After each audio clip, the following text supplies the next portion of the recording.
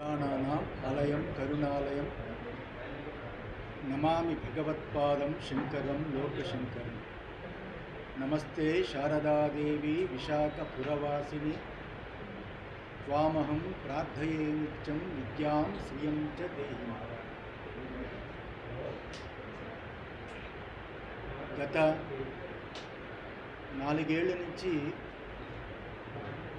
మేము press meet పెట్టలేదు. ఇదే మొదటిసారి.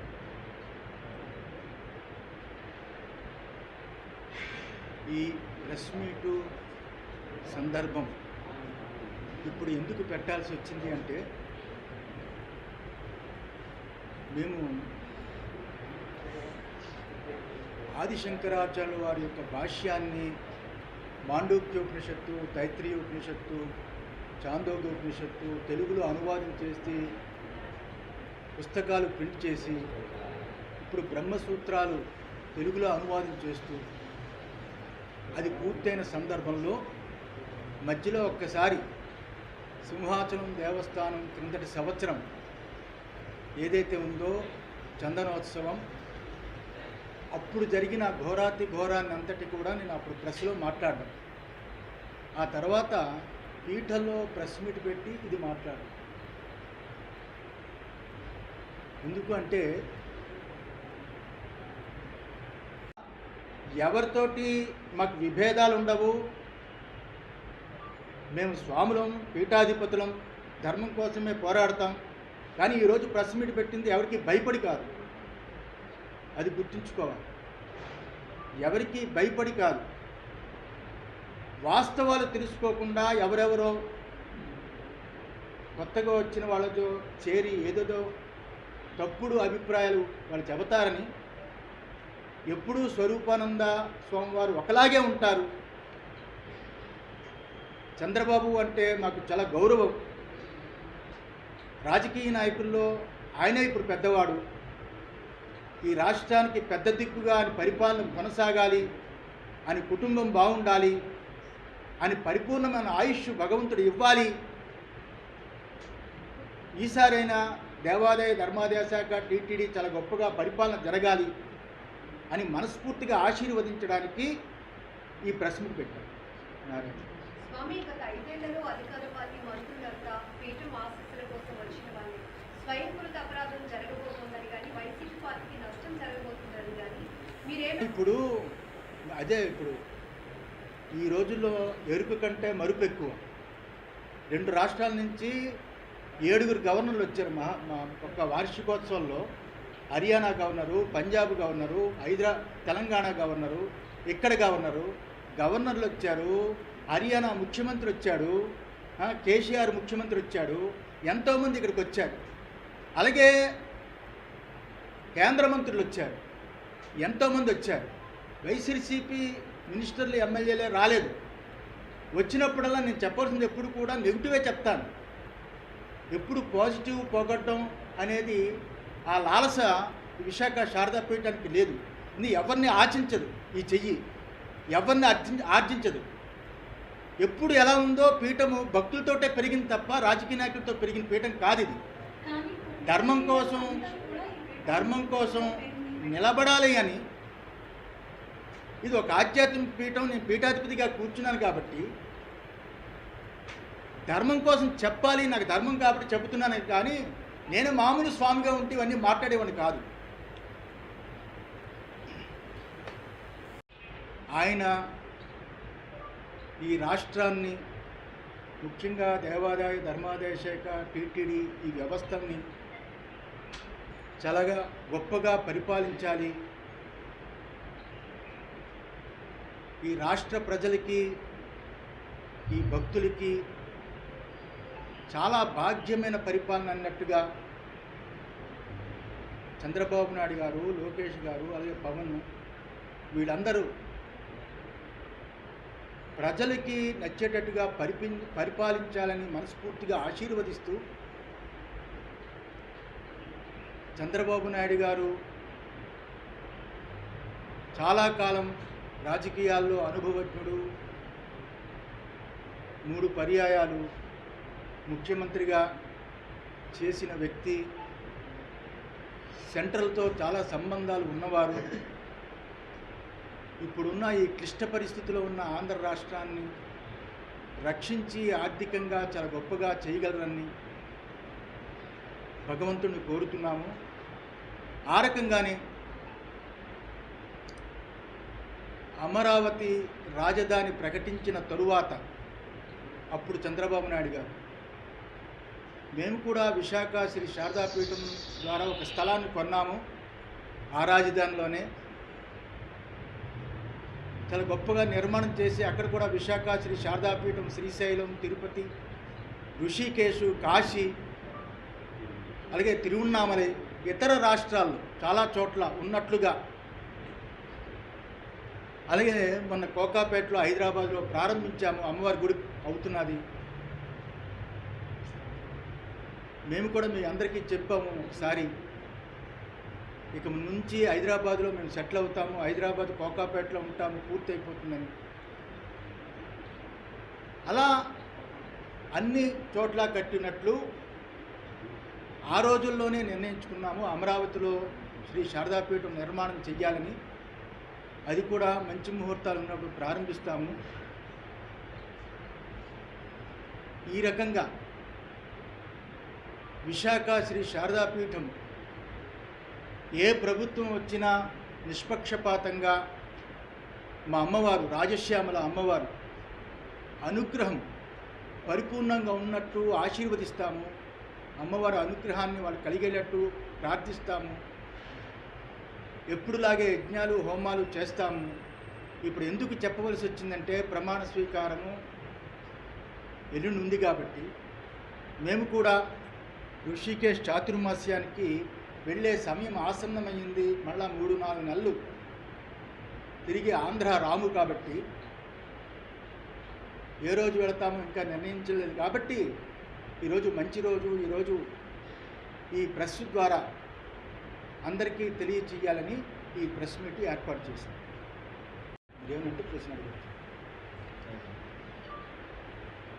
చాలా క్రిటికల్గా ఉంది, కష్టమైన పరిస్థితుల్లో ఉంది అని అన్నారు. అంటే ఇంతకు ముందు పాలన వలన అట్లా ఉందని అభిప్రాయపడుతున్నారు.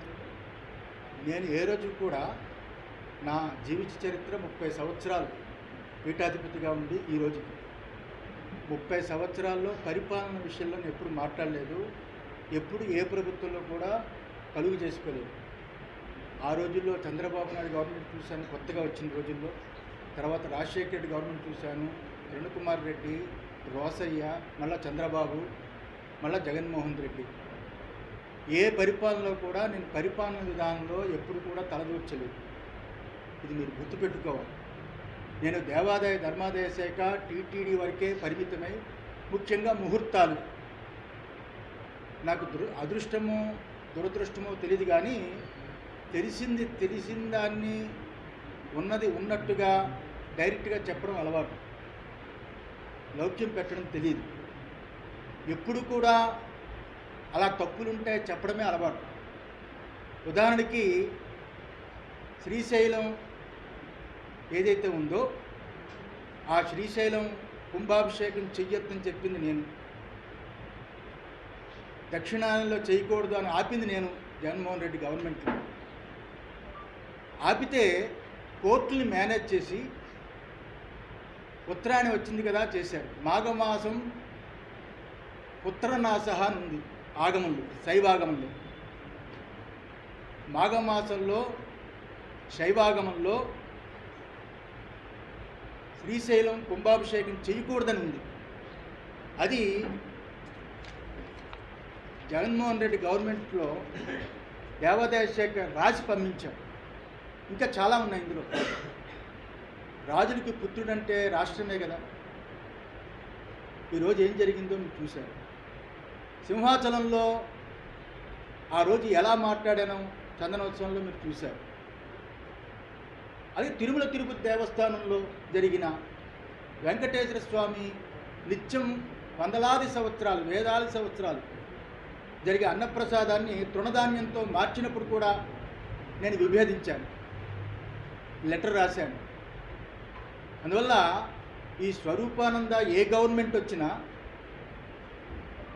ఎవరు మా దగ్గరికి వస్తున్నా మేము ఉన్నది ఉన్నట్టుగా మాట్లాడతాం, దూరమైనా పర్వాలేదు, మేము గవర్నమెంట్ దగ్గర బతికే పీఠం కాదు ఇది, ఉన్నది ఉన్నట్టుగా మాట్లాడటమే, సంపాదించుకోవాలి దాచుకోవాలి అనుకునే పీఠం కాదు ఇది. ఇది ఏబిఎన్ రాధాకృష్ణ గారికి నాతో చాలా అనుబంధం ఉంది. నేను ఏ రకంగా ఎటువంటి తప్పులు చేయకుండా ఉంటానో ఆయనకు బాగా తెలుసు. బిఆర్ నాయుడికి తెలుసు, నరేంద్ర చౌదరికి తెలుసు, చాలామందికి తెలుసు. ఈ 5 ఏళ్లలో పీఠం ఎప్పుడు ఎలా ఉందో ఇప్పుడు అలాగే ఉంది అన్ని రకాలుగా. అందువల్ల ఎప్పుడూ యుద్ధమే చేస్తుంది. ఈరోజు నేను చంద్రబాబుని ఏదో కొత్తగా పొగుడుతున్నాను అనుకోవద్దు. ఎందువల్లంటే అప్పుడు ముఖ్యమంత్రి అయినప్పుడు కూడా చంద్రబాబు గెలవాలని, అప్పుడు మురళీమోహన్ రాజమండ్రి ఎంపీగా ఉన్నప్పుడు నేనే అప్పుడు రాజమండ్రిలో చాలా పెద్ద సభలు పెట్టి సాధువులందరినీ పిలిచి, చిలుకూరి ఏదో అనుకుంటాను ఆయన కళ్యాణ మండపం, మురళీమోహన్ గెలిపించడానికి సాయశక్తిలో ప్రయత్నం చేశాను. అప్పుడు గెలవాలని, గెలిచినప్పుడు నేనే స్టేట్మెంట్ ఇచ్చాను, చంద్రబాబు గెలవడం చాలా సంతోషం. అమ్మవారి యొక్క కృపచేత భారతదేశానికి దశానిర్దేశం చేసిన బీజేపీ 3వసారి అత్యద్భుతంగా గెలుపొంది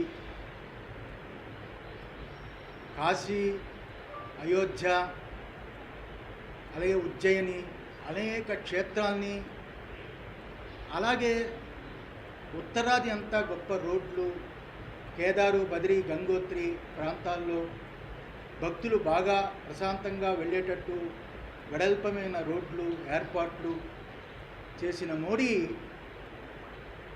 3వసారి నిన్న రాత్రి ప్రమాణ స్వీకారం చేయడం మాకు చాలా ఆనందం వేసింది. ఆ రకంగానే మోడీ గారు ప్రమాణ స్వీకారం తరువాత ఈ రాష్ట్రంలో చంద్రబాబు నాయుడు గారు, అలాగే పవన్ కళ్యాణ్ గారు, మోడీ, ఈ కూటమి ఏదైతే ఉందో ఆ కూటమి ప్రమాణ స్వీకారం ముందుగా ఈ ప్రెస్ మీట్ పెట్టాలి అనే ఉద్దేశం చేత మేము ఏర్పాటు చేశాము. మాకు ఆనందకర విషయం ఏమిటంటే, నిన్న క్యాబినెట్లో నేను పుట్టేది శ్రీకాకుళం జిల్లా, శ్రీకాకుళం ప్రాంతం, మాకు ఎర్రన్నాయుడికి చాలా సంబంధాలు ఉండేవి. ఆయన ఇంటికి చాలాసార్లు వెళ్ళాము. ఆయన కూతురు పెళ్ళికి కూడా రాజమండ్రిలో జరిగితే మేము వెళ్ళాము. వారికి మేమంటే అపారమైన ప్రాణం. మొదటిసారి ఎంపీగా అబ్బాయి గెలిచిన తర్వాత, గెలవక ముందు అరసవెల్లిలో ఆయన ఆశీర్వదించడం కూడా జరిగింది రామ్మోహన్ నాయుడిని. అలాంటి చిన్న కుర్రాడు ఈరోజు మన ఆంధ్ర రాష్ట్రం తరపున, ముఖ్యంగా శ్రీకాకుళం జిల్లా, మేము పుట్టిన జిల్లాలో ఆయన ఉండి, ఆయన పుట్టి, ఆయన క్యాబినెట్ ర్యాంకు భారతదేశానికే ఒక మంత్రి అవడం మాకు చాలా ఆనందకరమైన విషయం. అంత గొప్ప అదృష్టాన్ని పొందాడు అంటే రామ్మోహన్ నాయుడు, చంద్రబాబు నాయుడే కారణం. చంద్రబాబు నాయుడు అతన్ని ప్రపోజ్ చేసి మంత్రిగా చేయడం చాలా ఆనందదాయకం. ఆ రకంగానే రేపు 12వ తారీఖు బహుశా 11:27 చంద్రబాబు నాయుడు ముఖ్యమంత్రిగా ప్రమాణ స్వీకారం. చాలా అత్యద్భుతమైన ముహూర్తము, సింహలగ్నము, చాలా బ్రహ్మాండమైన ముహూర్తము.